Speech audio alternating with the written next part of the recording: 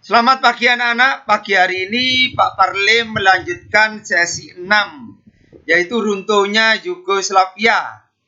Jadi kalau sesi yang kelima kemarin Jerman bersatu, ya, sekarang runtuhnya Yugoslavia.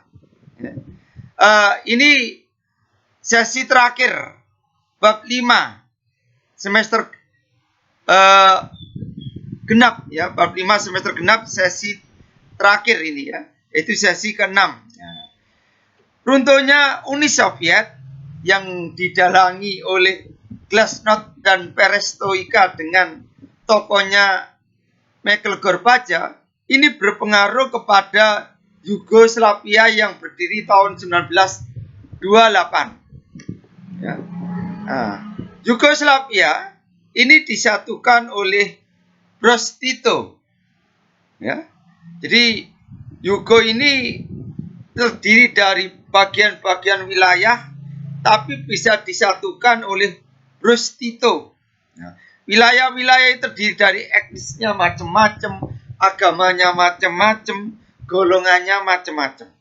Itu bisa disatukan oleh Broz Tito. Ya. Akan tetapi setelah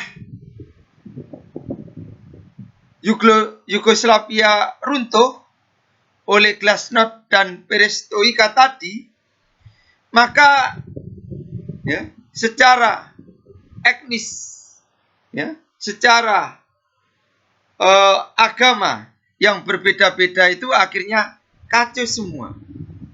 Ya. Nah, jadi antar etnis karena dari Glasnost, Perestroika, jadi antar etnis saling memerdekakan, saling memisahkan diri dari Yugoslavia, pisah, tidak mau menyatu. Karena semua etnis yang ada di Yugo itu agamanya beda, huruf-hurufnya beda, sehingga dengan matinya Broz Tito, ya, jadi negara-negara bagian Yugo itu memerdekakan diri.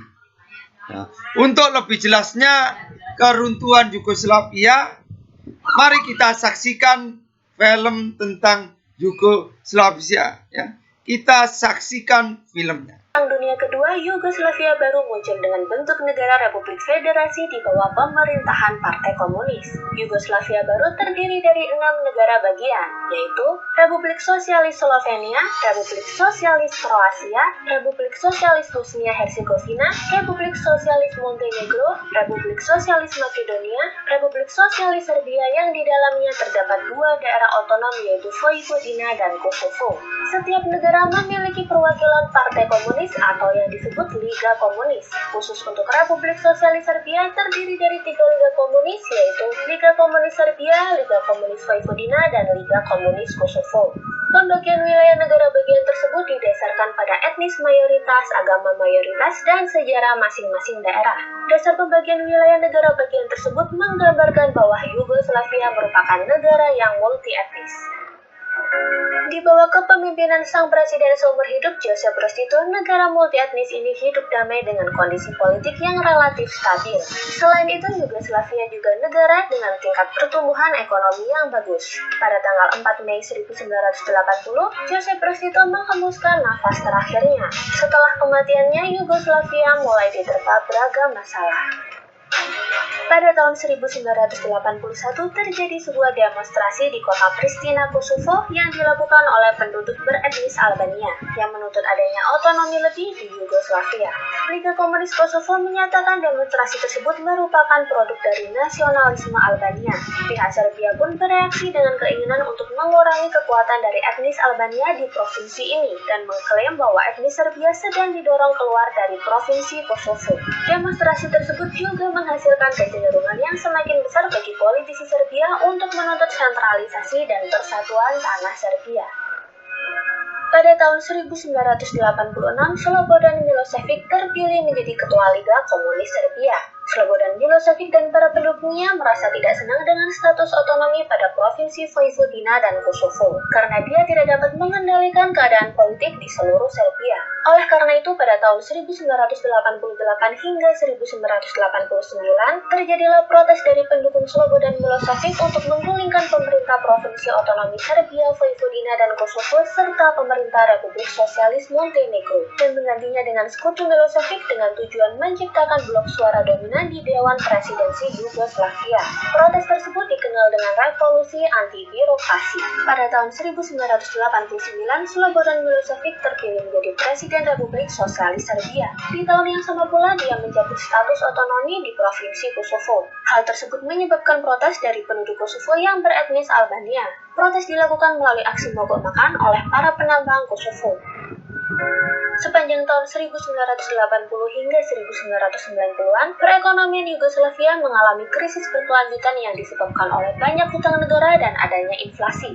Kondisi perekonomian tersebut mengakibatkan merosotnya nilai dinar Yugoslavia terhadap dolar Amerika dan meningkatnya tingkat pengangguran. Pada periode tersebut, pemerintah Yugoslavia mencoba menyelamatkan perekonomian lewat kebijakan penghematan besar-besaran yang terdiri dari pembatasan bahan bakar, di mana setiap mobil hanya mendapat 40 liter bahan bakar per bulan, pembatasan penggunaan mobil setiap hari berdasarkan angka terakhir pada plat nomor, dan sebagainya. Kebijakan tersebut menimbulkan gerakan mogok kerja dan kebencian terhadap para elit komunis yang salah mengelola perekonomian dengan secara ceroboh meminjam uang ke luar negeri. Lemahnya kondisi perekonomian juga berdampak pada kondisi politik saat itu, di mana negara bagian yang tergolong lebih kaya seperti Slovenia dan Kroasia merasa bahwa mereka terlalu banyak membayar uang untuk anggaran federal, sedangkan Serbia menginginkan Slovenia dan Kroasia membayar lebih untuk membantu anggaran federal.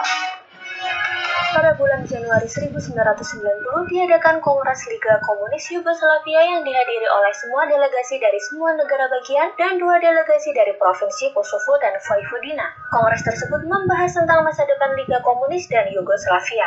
Kongres tersebut juga menjadi akhir dari Liga Komunis Yugoslavia. Setelah Liga Komunis Yugoslavia dibubarkan, masing-masing negara bagian mengadakan pemilihan umum dengan sistem multipartai. Pemilihan umum tersebut banyak dimenangkan oleh partai-partai berbau nasionalis seperti di Slovenia, Kroasia, Bosnia-Herzegovina, dan Makedonia. Di Republik Sosialis Kroasia, pemilihan umum dimenangkan oleh Partai Uni Demokratik Kroasia dengan Franjo Tuđman sebagai presidennya. Franjo Tuđman merupakan seorang tokoh nasionalis Kroasia dan secara terbuka menyuarakan dukungan terhadap kemerdekaan Kroasia. Terpilihnya Franjo Tuđman membawa kekhawatiran tersendiri bagi penduduk Kroasia yang beretnis Serbia karena adanya pengalaman buruk dengan pemerintah Kroasia. Pengalaman buruk tersebut terjadi pada masa Perang Dunia Kedua, tepatnya ketika Kroasia menjadi sebuah negara merdeka di bawah pemerintahan kaum Ustaše yang melakukan genosida terhadap etnis Serbia yang menempati wilayah negara tersebut. Kekhawatiran etnis Serbia membuat mereka melakukan pemberontakan yang menjadi awal perang kemerdekaan Kroasia. Pada tanggal 25 Juni 1991, Slovenia dan Kroasia mendeklarasikan kemerdekaannya sebagai negara yang sepenuhnya berdaulat terlepas dari Yugoslavia. 2 hari berselang, terjadilah perang antara Slovenia dengan Yugoslavia yang dikenal dengan Perang 10 Hari.